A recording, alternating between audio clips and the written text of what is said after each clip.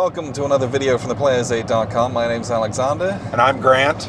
And we're back in the car. We're on the road. A car video, yo! Whoop, whoop. We are on our way to WBC. It's 2023. If you're watching this in the future, hello from the past. This time, you can't tell, but the camera is actually mounted. We have a mount on the window, so it's not just stuffed in the corner, like slipping down, stuffed like held up by my jacket.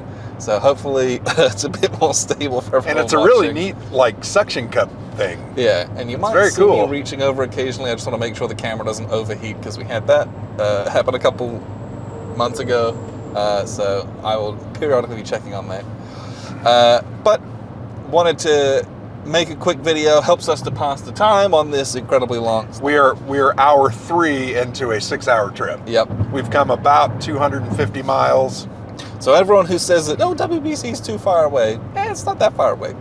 Yeah, so want to pass some time, have some discussions, and not get killed. No, yes, get the cruise control on and pay attention. So today, this is kind of a topic that people have asked us about fairly regularly as well. I wanted to talk about games, war games, and some other non-war games that were a bit disappointing. Underwhelming, didn't live up to maybe what we were hoping that they would be. Because, you know, we play a lot of games. And a lot of the ones that are in this category, most of them don't have videos on our channel. And part of that is... And why is that? Because I don't want to waste my time on a game that I've already wasted my time on. We've already wasted our time. We folded it up because we didn't think it was great, and we don't want to waste our time talking about it. Yeah, and so that might sound kind of harsh, but just because we don't like it doesn't mean that you won't like it. Yeah. Right? So take everything we say with a pinch of salt as well. And I also think some of these games, people out there are going to be offended, right? Oh, I love that game. And that's great. Just because we don't like it doesn't mean it's not good. And I will also give this caveat that these were typically one plays, and we typically cut them short because they weren't great. Yeah, and some of it was like, hey, these rules don't work. Very hard, yep. It's just like the situation in the games are weird and it's not enjoyable. And again, we've played a lot of games, and so, I don't know. There are some games where you can sniff it out pretty early, where you're like, this is not, this isn't it. So take this list with a grain of salt. Understand that this is according to us. Yeah, this is just a discussion about games that we're like, not for me.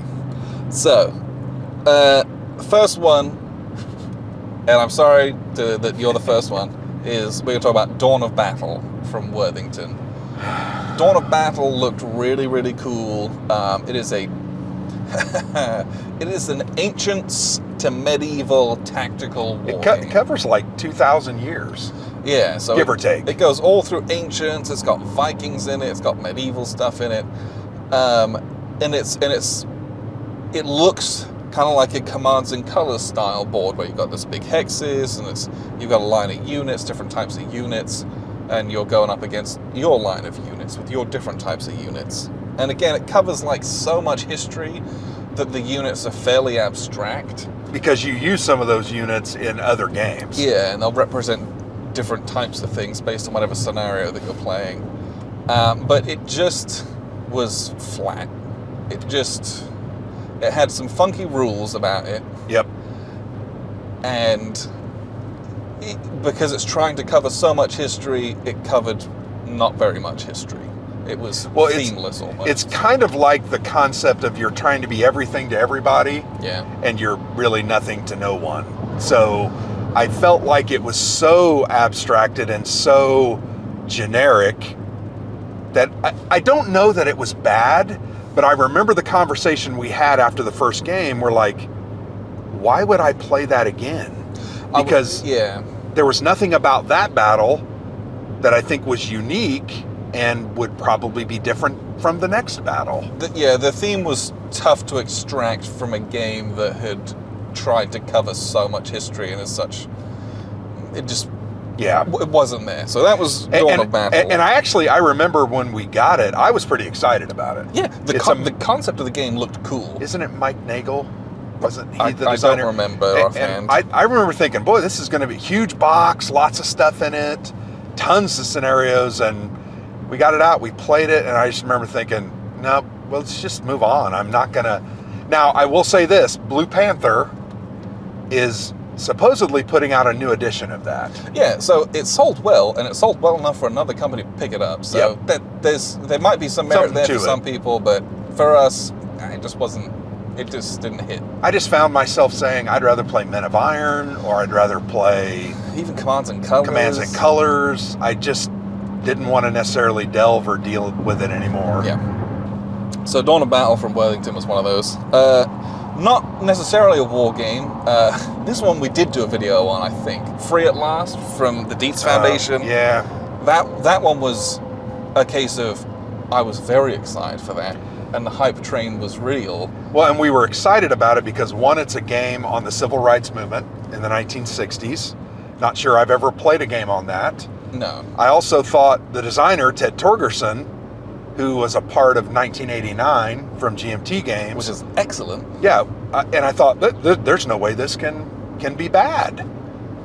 Yeah, and that was... Unfortunately, there were quite a few problems. The rule book, I think, was a number one problem. Yeah, that was like the biggest hurdle to the game. Well, I remember we read the rule book several times as we were playing, and we even went to Board Game Geek. We were still guessing at the rules and half the time when we were playing them. We were still guessing and trying to make sense and make it really playable. And then I thought the biggest disappointment and letdown for that one was when you look at all the promotional materials on the game, it had this great little board. Yep. Focused on the southern states, Tennessee, Alabama, Georgia, North Carolina, that area where a lot of this went on. And I think we initially thought, there's going to be some area control element where because it has a big map on the board. Well, and it even has like little pieces like stars and and I thought for sure we're going to be struggling with these cards because it's a card-driven game. And we're going to be fighting over focus or control or area influence.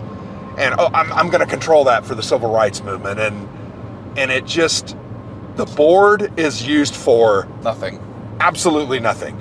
In fact, go ahead and explain, because you do it very well. It's hilarious. Technically speaking, the board with this beautiful map that they've got with all the names of these places where all the card events take place, those are used as holding boxes to put the events on that you immediately take off. And when you put them on, it covers up the names and the geography of where they're supposed to take place. It was like, why did we even bother with that? Yeah. Why even include it? Well, and you mentioned holding boxes. There weren't any drawn-out holding... If they would have put little drawn-out holding boxes, it would have made it maybe a little more sensical. But it's just like, the rule book says, like, just play... Just put them on the state. This card says Alabama. Just put it on top of Alabama so you can't see. Yeah. There were I think there were several issues with the game. Now, we did ultimately end up finishing a game. Yeah. And overall, I think we enjoyed what the game was trying to do. It is more of a cooperative game, right? Yes. Where we were working together. Which is really neat, but to glean what we experienced from the rules... Very challenging. I wouldn't expect anyone to be able to do that. Yeah. It was in very desperate need of a second edition, and they released a second edition of those rules, and it was not better. Well, and I think we looked at those rules, and they honestly didn't improve it that much. No, they removed some of the errors, but they didn't make the improvements that needed to be done. Which I thought, honestly, my biggest problem with that game is it just didn't live up to expectations. I thought it had some potential, and I just don't think it lived up to that potential. And it was like that company had put out 1979 Revolution. And we love that game. Which was really good. But that was done by Dan Bullock, so Dan's a fantastic designer. I don't know, that was probably one of my biggest disappointments of 2022. Yes, that was a shame. I was very much looking forward to it, and it did not hold warm. And I'm not sure I'll ever really play it again. It's on my shelf, but it's unfortunate. Yeah. So yeah, that was Yeah. Yes. Free at last from the Deets Foundation. Next up we have Dawn of Empires from Compass Games. Also a pretty messy rule book. There's a theme amongst a lot of what we're going to talk about today. But it was a very strange game in what you were actually acting out on the board. Thematically, very unique, very cool. This is the naval conflict, and it's 2-player naval conflict about the I think it was the Spanish-American War in the 1890s. Like, how cool is that? That's awesome. But it's hideous, which is fine. The game's allowed to be hideous. But yeah. You end up with these like giant death stacks moving around, and the rules of like movement and supply were very convoluted. And then it was like, how do you actually engage in combat? Because you're like evading each other, and then there's really, you're trying to set up these blockades, but keeping everyone fueled is really difficult. I remember thinking that, there's some interesting elements here, but I think practically it wasn't put together that well. Yeah, that was a tough one, and again, fighting the rule book to glean what are a pretty intricate set of rules was too tough for the payoff of what we were doing. I think we were most excited about that because it was a naval game on a battle or a war that we have not played much on. And in the end, it was just kind of, it never got off the ground with what we were doing with it. And once again, maybe we didn't give it enough time, but I feel like we understand rules pretty well and are able to generally get into a game and understand what it's trying to do and accomplish. That one, I'm still not sure I was understanding it. Yeah, that was after playing it for 2 hours. That was a tough one. Next up, we have the DDay Folio series from Decision Games. So the DDay Folio series is there's 4 folio games, although they sell them in a quad pack now, and it's the fire and move system, which is a very simple hex and counter war game system from Decision Games. 2-player games, and the quad pack or the DDay Folio series, there's one on each of the beaches for D-Day. So there's Utah, Omaha, and I think it's Juneau and Sword. But it's Gold Beach and then Sword and Juneau together. Well, two of the Commonwealth ones are mixed together. But there's 4 of those. We played Utah, I believe, and the system is very simplistic. So it's meant to be this like light, introductory, quick playing system that you get in a little folio that you're going to buy at like a museum or like a touristy place, and like it does that fine, but that particular title was not much of a game. It was very one-sided. Well, and you were the Germans, right? Coming onto the beach and onto the. I was the Allies, and I just walked over you. I'm saying, yeah. That's what am I saying? You were the Allies, and you just. I remember you moving in your first 2 turns, and you were literally out of range of all of my units, and I could not stop you at all. And I thought to myself, something's wrong here. Yeah, and we read the rules, and we read the scenario, and the setup was right. And like, there are some, and so that's also something that we've experienced in some games where like it's not much of a game unless one side rolls extremely luckily early on. Yeah, that to me is not great game design. Well, I think every time we play a game, one of our biggest desires is that it actually is a game. Yeah. That you can create the rules and the structure to make it so it's competitive, no matter what. And not just a simulation. Yeah, and it doesn't mean one side's going to beat the other, but you can stop them from getting to objectives or hold them at a certain point. And man, this one I thought I had no chance. Yeah. Chance. That was disappointing because it looks cool, and these small format games are like interesting and exciting because they're easy to recommend to people, and that one was like, not for me. Yeah, and we only played one of the 4, but because of our bad experience, I didn't want to. No. I didn't want to even attempt playing the other 3. So yeah, DDay Folio series from Decision wasn't a hit for us. Next up, we have Hitler's Reich from GMT Games. Another rule book. Another absolute nightmare of a rule book and they admittedly did that, and they released living rules and a 2nd edition rule book, but Hitler's Reich had the potential to be this cool, abstract World War II European theater game, and with some neat mechanics. I mean, it used a card combat system and some dice roll. I mean, it was I thought, very interesting and unique. However, there is a key rule to that game, where when you play your cards, if you don't have any cards to play, you lose. However, they had not included the rule where you refill your hand at and the end of redraw every cards. turn. That was not in the rule book. It was included in the back of the playbook as an example but it was not in the rule book. Yep. So rules as written, the game lasted 2 turns and then you would lose immediately.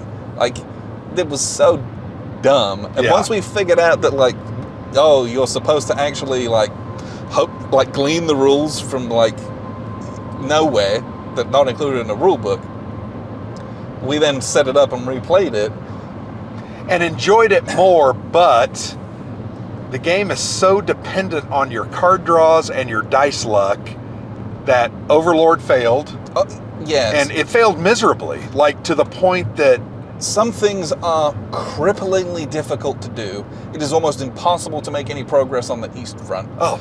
And based on the size and the scope of the game, I don't hate that, but there was almost no chance to get past anything. Well, that was one of the funny things too. I remember reading the rule initially and thinking, oh, okay, it's not as hard on the East Front. But then when we reread it and restudied it, we're like, okay, this advantage doesn't count for connected territories. So then it became even more difficult. Yeah. And I remember thinking, my gosh, you're literally going to have to pull all your high value cards and hope the Soviet player draws their low value cards to win those battles. Yeah. And then the other part of it is that specifically Overlord and retaking Western Europe, when you do it, if you can get it to go off, very scripted. Yes. You have to take the Normandy space, then you have to go to Paris, and then you have to go to Western France. Because if you don't liberate, I can't remember the exact rules, but if you don't liberate Paris, the adjacency bonuses become very difficult, and if you lose Normandy, you're kind of screwed. Yeah. And so when you do start doing things, yeah, it's a light abstract game. It's not meant to take long, but I felt like the choices started to be taken away from you, where if you don't do it in this order, it's not going to go well. So you have to do that, and it's okay, I guess. The one saving grace of that game was there were technology cards that you could purchase, and a lot of those were very unique and interesting. There were some neat things. It had some potential, but that was a tough one to get through. The first edition rulebook was a mess, and I still have that game on my shelf, and I don't know why I haven't sold it, given it away, because it's just not for us. No. So yeah, that was Hitler's Reich from GMT Games. Next up we have, I've written down Duster's Last Stand, but really that's Custers' Last Stand, which is also from Worthington. This was also a game that I know you were very excited for. Oh, because it's a game that we haven't played many games on. I hadn't played anything on that, and I knew what it was, but didn't really know much about the actual tactical layout of what had happened. And so that part of it was really interesting, was seeing that, but it was once again, deeply one-sided game, it felt. Well, and basically it did not do Little Bighorn. It was not necessarily focused on the actual Battle of Little Bighorn. It was focused on Custers' troops chasing the Indian villages, trying to capture them and destroy them. So I remember thinking, wow, this should not have been called Custers' Last Stand. It should have been called The Drive Up to Custers' Last Stand or something. Yeah. That was what I was most disappointed with, and the fact that it was very one-sided. Yeah. I don't know. I really had high hopes for that game. It is not on my shelf anymore. I think we've traded that away. I'm very surprised if we still got that. But some people might love it, some might enjoy it.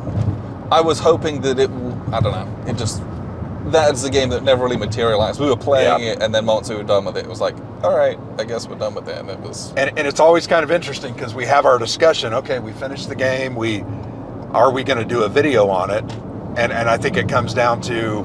Is there enough to like talk about? Well, is there even enough for us to help people understand why the game might be possible to buy? And that was one I'm just like, nah. Yeah. Just don't think I can even say much. That's a tough one to recommend. It. So we can. I would say all of these games on the list are very, very challenging for us to recommend. Yeah, that doesn't mean that you might not be interested in them, but it's not getting a thumbs up from me at least. Next up, we have Enemy Action Cock-Off. We did do a big video on this one. And got blasted for it. Yeah. And that's fine, I don't care. And this is, once again, this comes from our two-player experience of this game. And people can yammer on about, it's a solo game. Cool, well, you advertise it as having two-player mode in it. And that's a selling point, it's 1/3 of the price of the game. And it was not that enjoyable as a two-player experience. Well, and the reason for that was, in my opinion, the combat system requires you to decide to draw a certain amount of combat chits. So you can draw, and I think it's based on like your combat units and their combat factors. Yeah, all sorts of modifiers and terrain. You can get anywhere from 3 to 10 of those. And then you have to draw each of those out one at a time. They're two-sided, so you flip them. Yeah, whichever one applies. Whichever of those applies to the circumstances that are going on now apply. If they don't, you throw that away. It's a nothing. And the arduous task of doing that took forever. Each battle took 10 minutes. And it's like, that's great in a solo game where you're taking your time doing what you want. In a two-player game, it was so slow because you do a lot of combats and you can't like skip that. You can't say, oh, I just concede, or like, let's just roll a die. You have to calculate all those, pull all those chits, assess them all, resolve them all every time, and it's just so slow. I just feel like that game is made for a solo experience. Yes. And I've said that a couple of times. I've been blasted for saying that. But John Butterfield has designed a lot of solitaire games. And they're very good. And they're very good. And I think that's a good solitaire game. Yeah. That's my opinion. My humble opinion. So keep your comments to yourself. Keep them in your mouths. But people were saying it was like the best thing since sliced bread. And you're like, not as a two-player game, it ain't. And we've never played Enemy Action Ardennes. Nope, I haven't. The first in the series. It uses the same system. So that'll be, once we finally get that one played, that'll be interesting to see how it But compares. I'm not going to play it two-player. No. Like, based on Kharkov, the system's the same. It'll have the same two-player problems. Well, and I would say about the system, the cards are really unique and interesting. Very cool system. Yes. I even think the combat system is unique.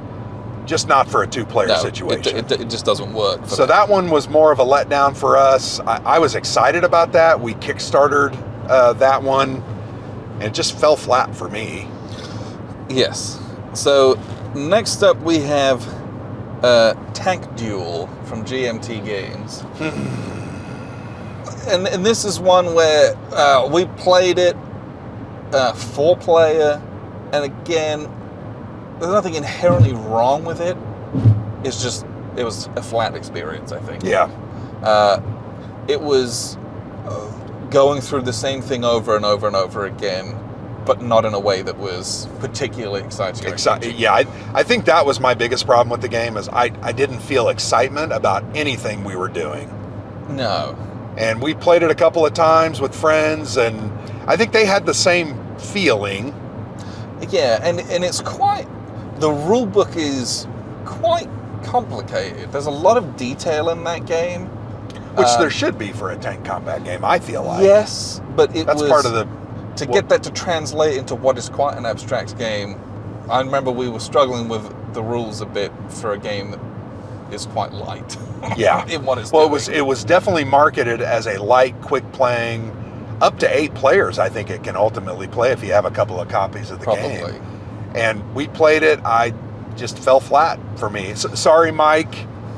Mike Berticelli's the designer. Yeah. I think it does hit that sweet spot for a lot of people. It just didn't hit that sweet spot for us. It's very. A lot of people really like it. Yeah. But just Wasn't didn't enjoy us. it that much. And there's nothing wrong with that. Yep. Next up, we have Invasions by Blind Owl Games. Oh my gosh. Invasions. So Invasions is This is my sad face massive game on that from one. a French company, and it was this huge, like ancients game. Well, it's the Mediterranean, right? So it's Rome and all the other cultures around it, Yeah, including barbarian cultures. and it's like there's like 20 playable cultures. yeah, and big, beautiful game too. The map is huge, lots of different colors, the counters. I mean, it's a nice looking production. yeah, it's unplayable though. We tried, and I think we played that thing for like 6 hours that night. It was so hard to figure anything out. The rules were not clear, and part of that's it's a translational thing. Yeah, the rules French were not good. You're trying to, in a two-player, you're trying to control so much stuff, and there's a lot of intricacy in it, and it was just like, meh. That was disappointing, because it looked like it could have been a cool, bombastic multiplayer game. It was one of those games that I think we were hoping that we enjoyed it a lot so that we could take that to conventions and play a 6-player game. And it just ultimately, between the rules, some of the production issues too, there were a lot of errata on the counters and the map. And I remember thinking the map was, while it was big, it was just too small for multiple counters to be in the same area. There were just a lot of problems with it. Agreed. I will say this, Morgane Guyon-Rete, the designer of Pendragon and the upcoming Hubris, she played the game, was looking forward to the game, and was extremely disappointed by the game. Yes. So it kind of validated my feelings about it. And I think she had a lot of the very similar types of complaints that we had as well, where you're like, oh, it's really, really difficult to play it out of the box. It came with like 6 or 7 sheets pages of errata, and we had to print those out. It didn't come in the... And it's not like it's easy errata. It was everything from setup very to... complicated. Yeah, I just extremely disappointed. I think that was supposed to be volume 1 in a series, and obviously it didn't do very well, and I'm not sure they're ever... Hard to overcome the press that they had on that one. That was 3 years ago, and I've heard nothing about it since. Very disappointing. So that was Invasions from Blind Owl Games. Next up, we have MBT from GMT Games. There's a full review. I don't want to say much about this one because I'm telling you... Well, we got flamed hard We got absolutely flamed. And, some of that criticism is valid. Some of it I don't really care about. But just, it's not for me. Well, when I can kill a target from, 25 hexes away? Basically every space on the map. How's that a game? Well, help me understand how that's a game. You do all this work learning a 35-page rule book.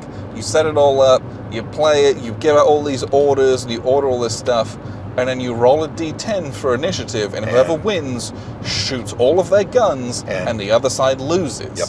And that's the game. And that sounds reductive, but that was our experience with it. The other thing I commented about that game on the video because the rules specifically said the turrets don't turn. Do you remember that? I don't remember it, but I'm sure. On one of the sides, those turrets only had a firing angle of that.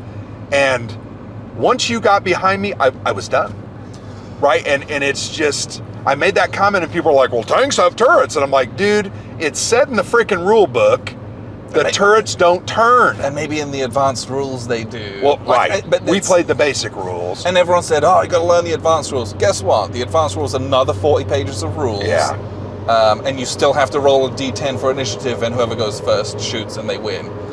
And people are like, oh, but that's realistic. That's how it was. That's cool. That's not a fun two-player game, though. It's not a game. Like, that might be a good simulation of what it was like, because whoever engages first wins. That's true, but that doesn't make for an engaging game. So I will make one final comment about that game.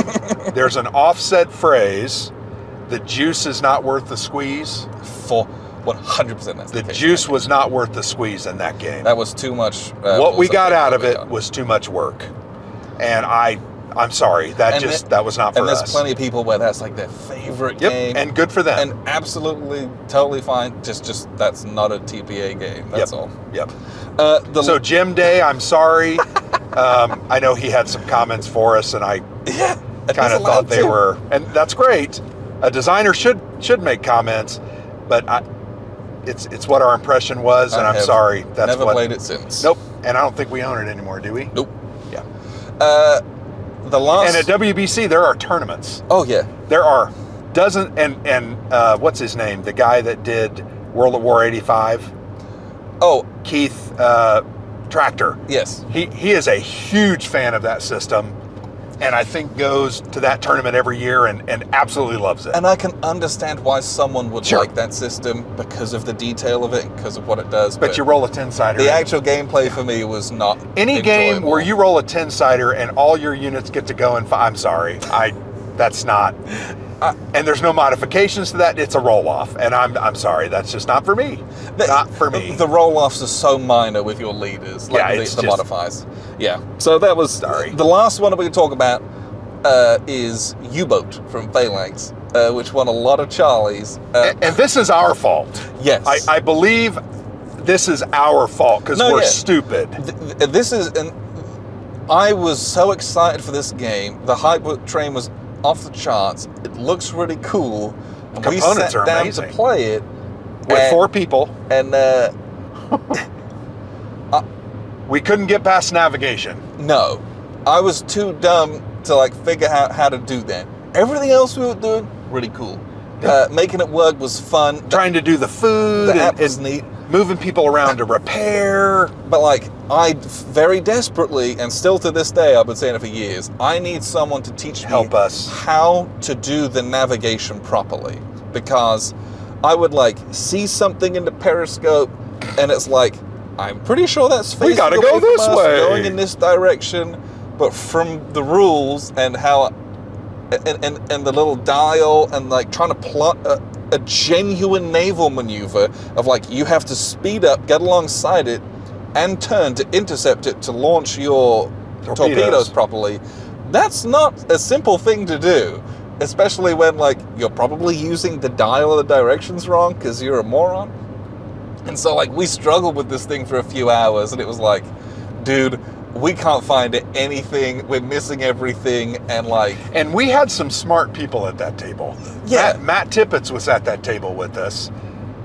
He's a smart guy. But it was he couldn't get it. It was too, and also, we were also playing on a phone. I would not recommend that, because the UI at the time at least was the iPad very or small. computer. Use an iPad, get something bigger.